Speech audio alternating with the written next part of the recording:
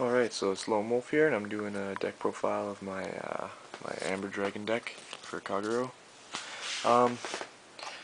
Just figuring it out now, probably gonna switch a few things, but so far I'll show you what the deck does. So yeah, just standard 4 heal, 4 draw, 8 crit. You know, crits are good. So the grade 1, when you ride it over when you ride daylight over dawn, you get to search for the grade 2, so it's pretty decent. It's only 6k, but when it's on Vanguard it gains 2 when he's in the soul, so it goes 8.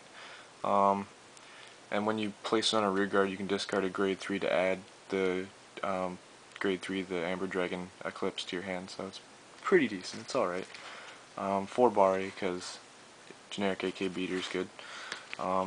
Only 3 perfect guards. I'd like to run 4, but meh. I don't really need them. I usually draw them anyways, and plus I'd like to fit in my 2 and 2 Aramo and Kimnara. Getting rid of grade 1 rear guards is decent, and I don't really need counterblast in this deck. It's more of just a you're in my way, get out of my way. And then Aramos, I don't like dead hands, and getting rid of dead cards and possibly drawing better cards is decent, but sometimes you draw worse. It's luck of the draw, really, but Aramo's still good. Putting it on a rear guard, my opponent generally blocks, so.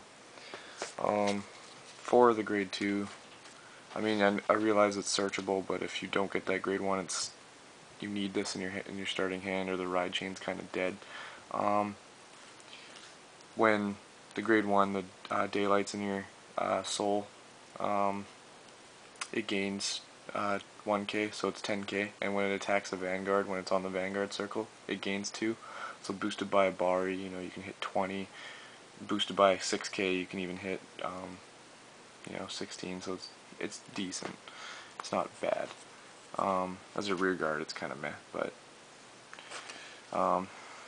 3 Nahalims. The reason I only play 3 is because I play 4 Overlords, and he's generally going to be my rear guard if I have it, so I don't need as many 10k beaters. 2 Berserk Dragons and 2 Tejas. I like getting rid of back row, and Berserk Dragon does it with Counterblast, and Tejas does it for free, so I like Tejas a lot, but 8k is kind of not too good. In the English format, Tejas is kind of blah, because there's nothing really to snipe, since most people only play 11k Vanguards anyways. But the grade 3 Amber Dragon Eclipse, when he has Amber Dragon Dusk, the grade 2 in the soul, it gains 1k, so it's 11 permanent, and you can counterblast 2 before you attack. Unfortunately, you counterblast 2, and then it gains when this card's on the Vanguard, and it hits. You can retire 2 of your opponent's rear guards.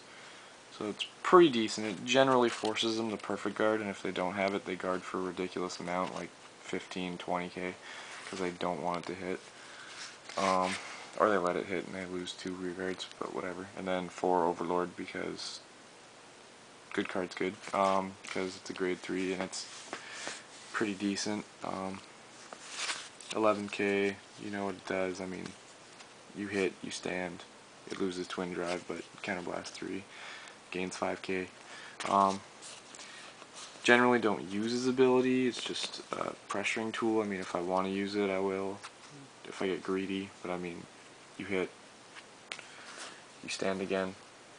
So it's pretty decent. All in all, the deck's been pretty consistent. I mean, I don't really have that many complaints with it. I mean, I might try to throw in some Iron Tails just because I need better boosters, but the problem is you have to, when you're playing a ride chain, you have to ride or play the ride chain, so it's kind of hard to fit other cards around that. So, but anyways, yeah, that's my deck profile of my my Amber Dragon ride chain deck for Kagero. So yeah, just let me know what you think and give me some feedback.